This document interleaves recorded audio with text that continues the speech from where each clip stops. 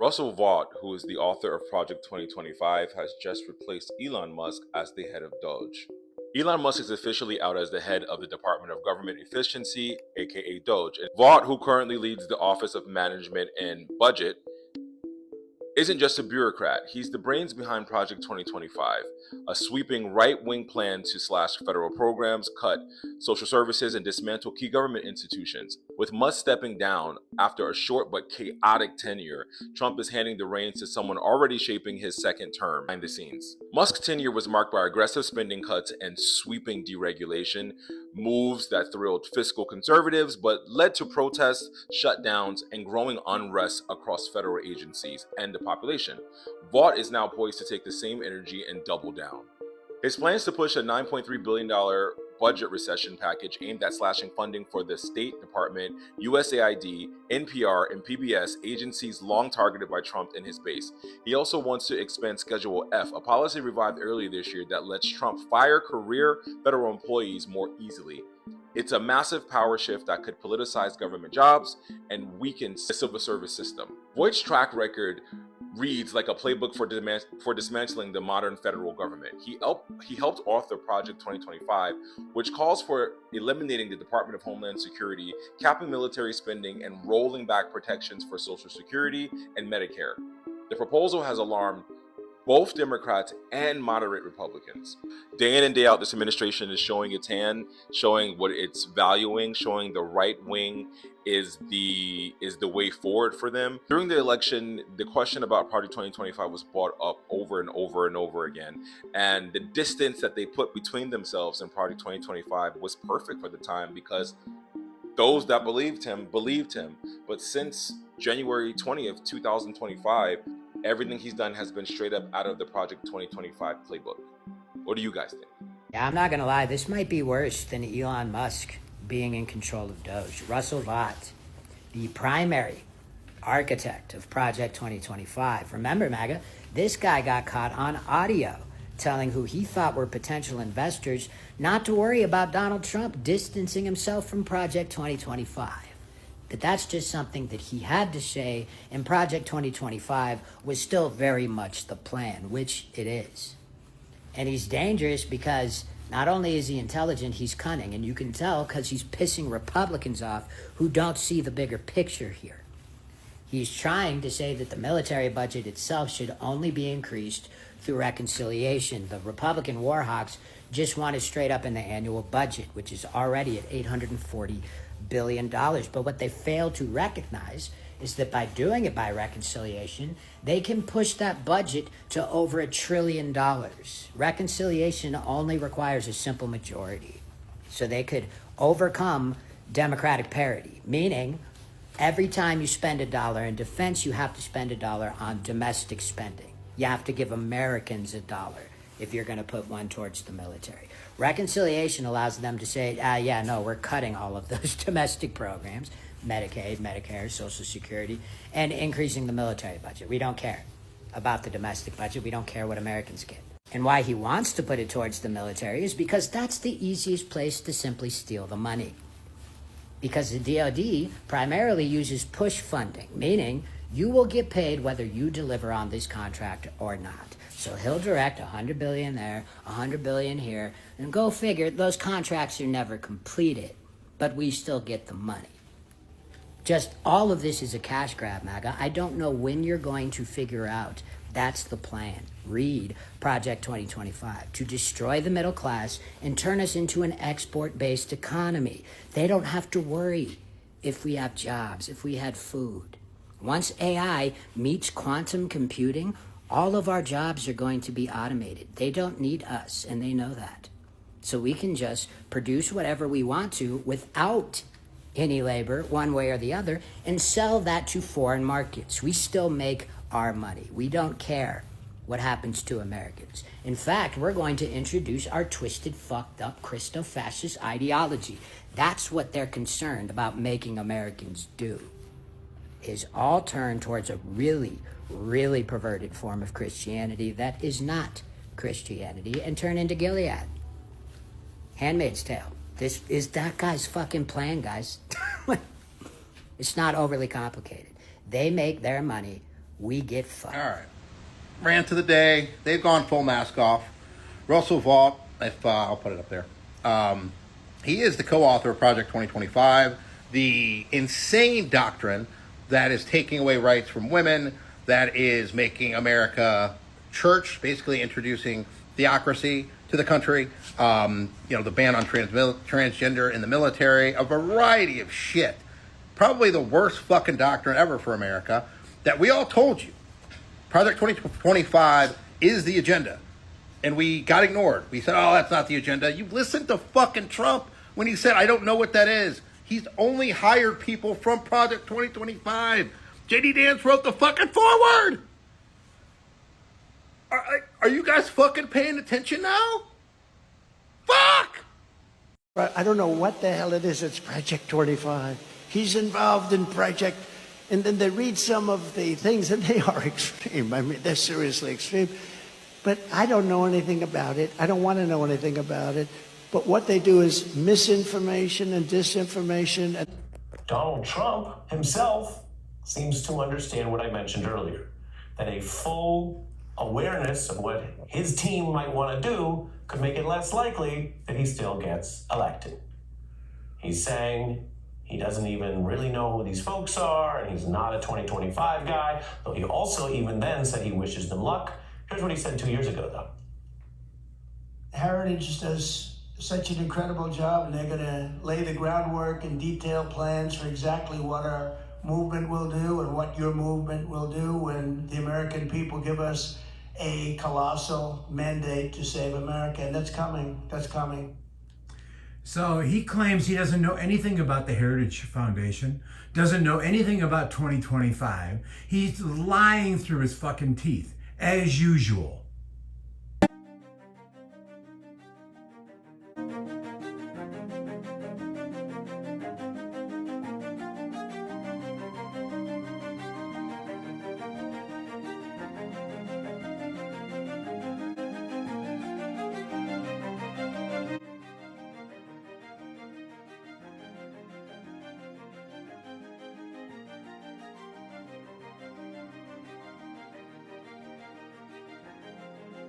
Today, the Trump administration succeeded in adding to a key post one of the top architects of Project 2025, someone who should be quite famous and will be, I think, as time goes on. His name is Russell Vought.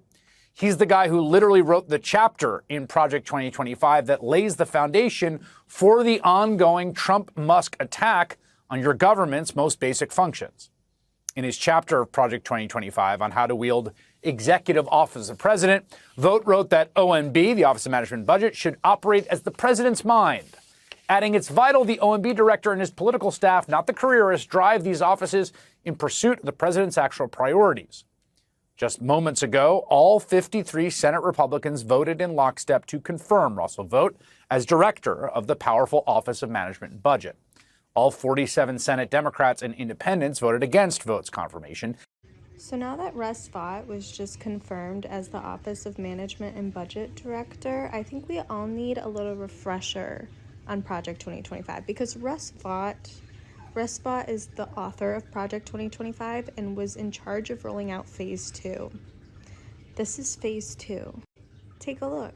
In an ideal world, I mean, I think we could save the country in a sense of the largest deportation in history, and once that starts, you're going to be winning a debate along the way about what that looks like, right? Yeah. And so that's going to cause us to get us off of multiculturalism just to be able to sustain and defend the deportation, right? If we're going to have legal immigration, can we get people that actually believe in Christianity? Is that something, or do we have to have, are we not allowed to ask questions about Sharia law? So I want to make sure that we can say we're a Christian nation, and my viewpoint is mostly that I would probably be Christian nationism. That's pretty close to Christian nationalism, because I also believe in nationalism. Behind closed doors, Vought tells us not to take Trump's disavowal seriously. I expect you to hear 10 more times from the rally, the president, distancing himself from the left's boogeyman of Project 2025. Yeah. And you're not worried about that? I'm not worried about it. Okay. He's running against a brand. He is not running against any people. Okay. He is not running against any institutions. It's interesting, he's in fact not even opposing himself to a particular policy. Yeah. He's been at our organization, he's raised money for our organization, he's blessed it from the, I remember walking into our last day in office and told him what I was going to do. So he's very supportive of what we do. Our investigation into Project 2025 began 2 weeks before the meeting with Vought, at a conference for religious nationalists in D.C. The truth is, Christian nationalism is not a threat to American democracy. Christian nationalism founded American democracy. Journalists from the Center for Climate Reporting have come posing as potential donors, looking to meet those involved in Project 2025. They're not hard to find. The Heritage Foundation, the group running the project, are here. So is Vought's think tank. We make the acquaintance of Mika Meadowcroft, an author on Project 2025 and a close aide to Vought. He tells us that Vought is running the secretive second phase of Project 2025. The second phase, after the book came out, was to break down like actual sort of policy packets and like, executive orders and agenda items, things like that. That's been supervised largely by us. The first phase of Project 2025 was a 922-page policy book published openly. The second phase is a comprehensive, concrete transition plan for each federal agency. These much more detailed plans are confidential. Yeah. Because obviously you want as little of it to be FOIA-able, if you're familiar with the FOIA process, as possible. Freedom of Information Act, yeah. The Freedom of Information Act allows the public to request government communications, but Meadowcroft reveals they plan to avoid these rules. Yeah, the goal is, familiarize all the transition team people with these plans, but you don't actually, send them to their work emails, because then, you could just give the handbooks to everyone, be like, this is the game plan for the admin. Yeah. But if the press knows that that's what you're doing, that they're going to immediately just say, I request all of your emails from Heritage. Okay. You right. worker. I see. So we'll see. Interesting. Meadowcroft offers to set up a meeting with his boss, Russell Vought. You could put me in touch with somebody who looks after his diary or whatever. Yes, I can put you in touch with his scheduler. Yeah. Amazing. So, great. So just tell me when to do that. We want to meet the man writing the game plan for Trump's second administration. Vought believes that in his first term, Trump's agenda was frustrated by what he calls the deep state. So Vought is planning a radical centralization of government power under the president, firing civil servants and ending the independence of agencies like the FBI and DOJ. 80% of my time is working on the plans of what's necessary to take control of these bureaucracies, and we are working doggedly on that, whether it's destroying their agency's notion of independence. They're independent from the president. Vought has also been preparing documents based on fringe legal theories, arguing the president has the power to use the military against protesters. George Floyd obviously was not about race. It was about destabilizing the Trump administration. Right. We put out, for instance, a 50-page paper designed for lawyers to know that the president has, the ability both along the border and elsewhere to maintain law and order with the military, and that's something that it's going to be important for him to remember and his lawyers to affirm, but we've given them the case for that. With loyalists installed in key government agencies and armed with his playbook, Vought believes a radical Christian nationalist agenda can be realized under a second Trump presidency. For example, on abortion. So I think the president's actually come up with a strategy that works so long as you are giving people like me in the government the ability to block funding for Planned Parenthood, block funding for fetal tissue research. But what I've told people is he had the most pro-life record ever. I've never seen him take it to stand in the way of a pro-life initiative that actually was real, politically and with momentum. And for Vought, Trump's pick for vice president shows he's serious about pushing this ideological agenda when in power. So I am very happy with the JD pick. I think it's transformative for sure. And he's, think of him as a member version of what we do. Yeah. So there's no think tank, no policy organization, no battle plan creator other than us for the worldview that I think Donald Trump has and that JD has. But as public backlash against these plans builds, the Trump campaign has been scrambling to distance themselves from Project 2025's authors. It's complete and utter bullshit for any reporter to write that this is the way it is. The president's made it clear these people do not speak for him. They do not speak for the campaign. But Vought tells us that behind the scenes, things are much friendlier. The Trump campaign recently picked him to write the Republicans' policy platform, making him essentially Project 2025's man on the inside. I think the best example is like the campaign selected me to be the platform because of their views on my policy ideas, and they're not running from all of the negativity that I get from the press. I see. So they haven't been spooked on you as a person, you don't think? No, I mean, I don't think I'm going to be their transition pick because then they have all these kinds of stories. Yeah. But no, the relationship is great. The head of the Trump transition team has not yet been appointed, but Vought says that no matter who is named, he'll be able to hand over his Project 2025 battle plans directly.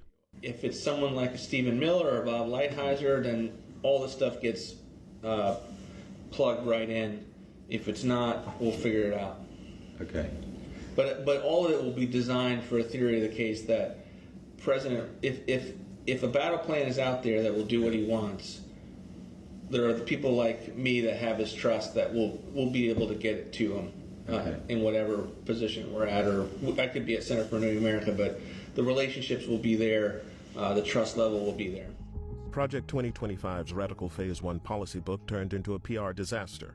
The director of Project 2025 has stepped down after facing criticism from both Democrats and the Trump campaign. But Vaught's Phase 2 battle plans, top secret and handed directly to the transition team, remain unburdened by the brand.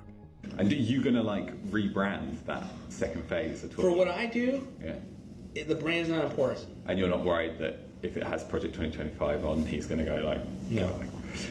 And you're not going to publish those? No. They go straight to... Yeah, they're very, very close hold. Okay. Brilliant. Brilliant. It's been an education. Appreciate it. Thank you for your time. Thank you so much. Yeah. Anytime. Thank you very much. You can show us that out. Okay. Thank you very much.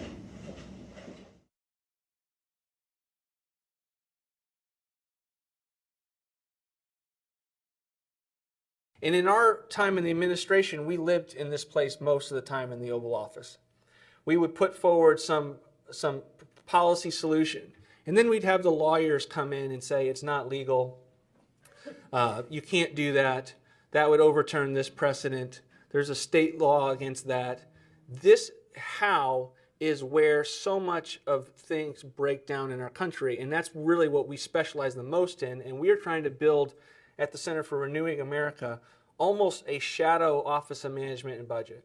We're trying to build a shadow Office of Legal Counsel so that when a future president says, what legal authorities do I need to shut down the riots, we want to be able to shut down the riots and not have the legal community or the defense community to come in and say that's an inappropriate use of what you're trying to do. Father, who art in heaven, hallowed be thy name. You are looking at secretly recorded video of Russell Vought, a former cabinet member in the Trump administration. This year has been predominantly now getting ready for a year 5 of a Trump administration. We've got about 350 different documents that are regulations and things of that nature. Vought, the platform policy director for the Republican National Committee, says he is building the plan for Trump's second term. I don't know what the hell it is. It's Project 25. Trump publicly disavowed Project 2025, a conservative blueprint for his administration if he gets reelected. But in private, Vought said that's just politics. The details of the real plans are secret and based on Trump's own beliefs. Notwithstanding, I expect you to hear 10 more times from the rally, the president, distancing himself from the left's boogeyman of Project 2025. Yeah.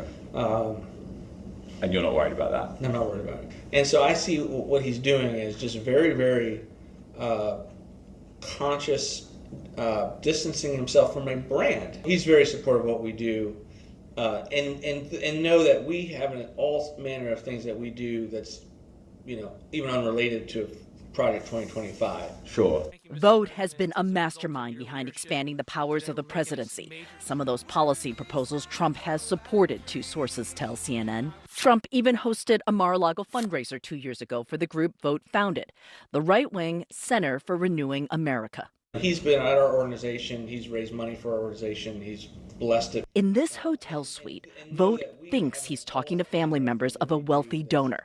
But one is a journalist, the other an actor, working undercover for the UK-based Center for Climate Reporting. The center provided the video to CNN on the condition we blur their faces so they can continue their undercover work. The conversation covers a host of issues, like abortion and how his position differs from Trump. He talks about rape, incest, and the life of the mother.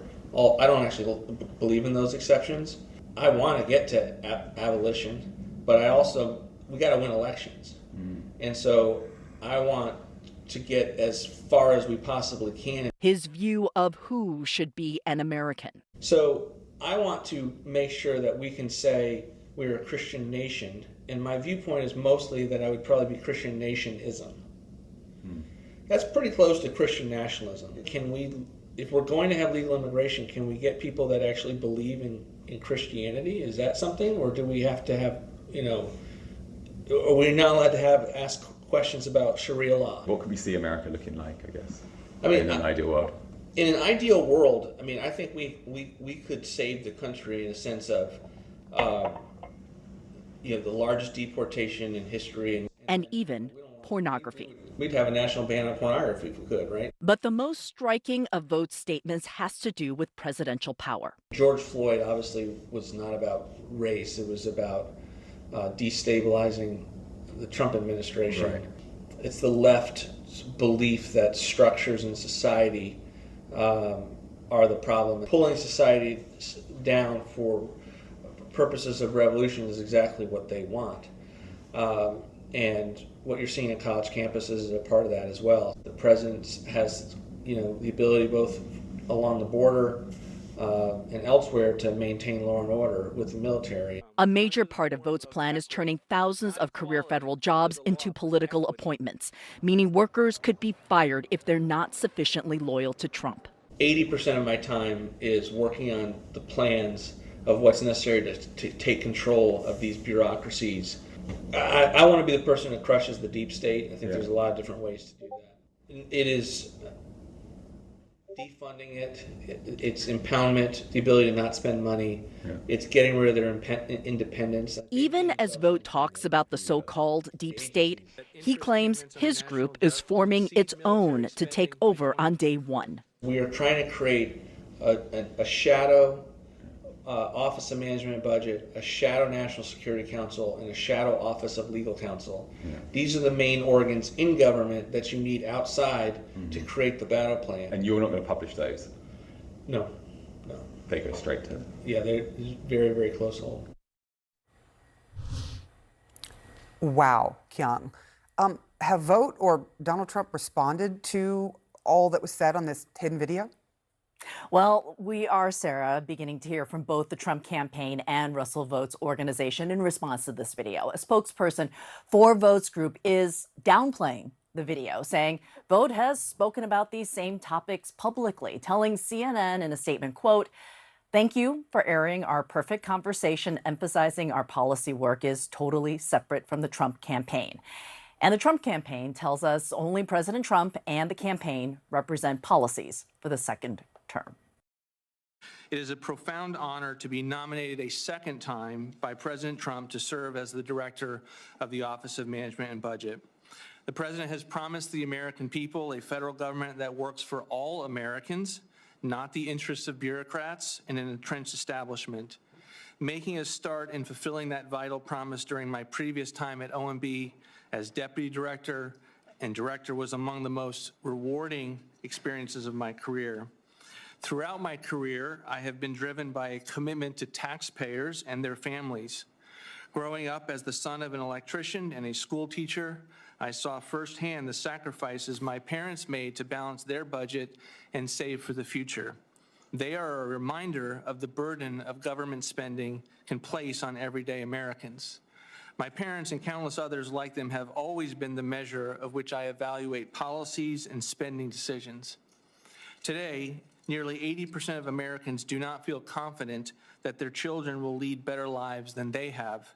That's nearly double the 40% of Americans who said the same just 2 decades ago. When I look at government waste and our national debt, I fear for my daughter's future.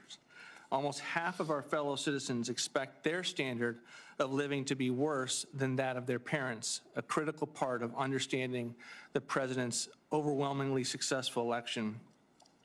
I am eager to get back to fulfilling the promise of a federal government that works as hard as people like my parents. OMB's mission goes beyond crafting the president's budget. It encompasses the management of the federal government, reforming regulation, and coordinating policies across agencies to ensure efficient and effective implementation of the American people's will as expressed by both their legislative and executive representatives.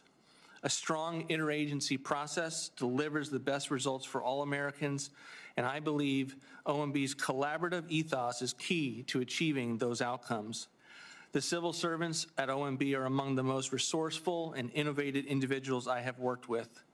It has been my privilege to work alongside them, and I look forward to leading and supporting them as director once again as we labor to make the American government work again. We have to use taxpayer dollars wisely because inflation driven by irresponsible federal spending taxes Americans twice. The average American household has lost roughly 2,000 of purchasing powers just since January 2021. The forgotten men and women of this country, those who work hard every day in cities and towns across this country, deserve a government that empowers them to achieve their dreams. While Office of Management and Budget may not be a household term, the agency's work is profoundly one that impacts their lives. If confirmed, I will continue to serve with the best interests of at their heart to serve and strive to ensure every decision contributes to a more prosperous future for all Americans. Thank you for considering my nomination. I look forward to answering your questions and the opportunity to discuss how OMB can continue to deliver on its vital mission. The impoundment law is the law. Will you follow it or not? You can say that we're going to look at it and might challenge it in court, but it is the law today. Will you follow that law as director? Senator, the reason why the president ran on this is that 200 years of presidents had this You're authority telling me why to you don't manage agree with the taxpayer law, resources. but the law is the law. Will you follow the law? And what he found in the first term was that we had agencies that would push out spending at the end of the fiscal year. Mr. Chairman, I'm going to take my time back for a minute and just tell all of us. We work all the time on appropriations where I am ranking member to come to an agreement. Senator Graham, you and I work on agreements and we decide, yeah, okay, we'll both vote for this. We have an agreement. How can we ever have an agreement in the future if a president, whoever he or her may be in the future, has say over that, saying, never mind, I'm not going to pay for this part of it. We have to have agreements. It is the law of the land. And I have to say that your answer to this should be disconcerting to every single member on this committee. As director of the powerful Office of Management and Budget, your job will not be merely to execute the president's agenda. It is also to advise the president on policy, as you've made clear. So I want to ask about women's health policy. You were a lead author of the Anti-Abortion Project 2025. You were also caught just a few months ago saying that when it comes to abortion, you, quote, want to get to abolition. Now, everyone should understand that abolition means 0 abortions under any circumstance whatsoever. So, Mr. Vought, you have said that you don't believe in exceptions for rape, for incest, or life of the mother. Is that your position? Senator, my views are not important. I'm here on behalf of the president as his nominee to restore fiscal accountability. I'm asking you a question under oath, sir, because you want to be director of an office that will advise the president, and we have a right to know your views. Will you answer the question? I will, Senator, because it's consistent with the views that the president ran on repeatedly. He made his views very clear on abortion with regard in the last election. Even in the case of rape, incest, life of the mother. That is his view, and I will strictly abide by the president's view, and that will be a general theme throughout this entire hearing. My view of the position is that you come into an administration and you do what the president ran on, what the president's viewpoints are, and you take that viewpoint and you don't need dispense to it say throughout anything the else. agency. My time is up. It's very clear. what your stance is on this, and people in this country, women and men alike, should know that. We want their funding to be shut down so that the EPA can't do all of the rules against our energy industry because they have no bandwidth financially to do so. We want to put them in trauma. America, meet your new head of OMB. As of last night, when that man was confirmed in the Senate on a party line vote, Russell Vought is now the director of the Office of Management and Budget, or OMB, described by some Democrats as Trump's, quote, most dangerous nominee. Vought now has the power to, in his words, do what he said there, dramatically affect federal workers, end quote. Notably, Vought is more than just Trump's numbers guy, budget guy. He was the chief architect of Project 2025, and he describes the role he now holds as, quote, though some mistakenly regard it as a mere paper-pushing exercise, the president's budget is in fact a powerful mechanism for setting and enforcing public policy at federal agencies. On the campaign trail, Trump publicly dissed Project 2025 and distanced himself from its radical and unpopular agenda. Vought helped create that radical and unpopular agenda. But now that Trump is president, we're seeing parts of it already be rolled out, in some cases even go beyond what was in black and white in that 900-page playbook. Things like attacking and dismantling DEI programs, going after the funding for USAID, revoking security clearances of officials from his first term who he feels wronged him, withdrawing from world alliances like the Paris Climate Agreement and World Health Organization, preparing efforts to eliminate the Department of Education, a mass deportation of undocumented immigrants. We are sure to see much more, especially with Vought now confirmed at OMB. Which has been a paradigm shift in Washington, D.C., and this is one of the most exciting times to be in D.C. in this administration and be fighting on behalf of taxpayers to find waste, abuse, areas where the government is weaponized against the American people. We've put forward a budget that accounts for $160 billion of non-defense cuts while still providing for critical areas of government that we think are important, and yet will allow us to have the lowest non-defense level that we've seen since 2017, getting back to pre-COVID levels. So it's an exciting time, and DOGE has been a partner throughout. Well, I think it's important to give just some historical context. And so the largest mandatory savings reform that we have seen previously had been the 1997 Balanced Budget Agreement, and that had the historic welfare reform in it. We really haven't seen anything on the mandatory side, with some small exceptions since then. And so to have this town now talking about $1.6 trillion, nearly double, over double, of what was done in 1997 adjusted for inflation at $1.6 trillion is truly historic. And you're doing that as part of providing the important tax relief to both prevent a tax increase and do the things that the president promised on the campaign trail to get this economy going and making it more profitable for workers to keep working and to be able to be more profitable and productive. And that's what this bill does, in addition to 1,000 other things, from securing our border, providing the national defense that we need so that we can do it on the mandatory side with Republican-only votes, and then preserve a big fight on non-defense spending where we could go to 20% cut along consistent with our budget and lock in all the DOGE savings. So we believe this is very important, and given what this town has been unwilling to do, incredibly substantial.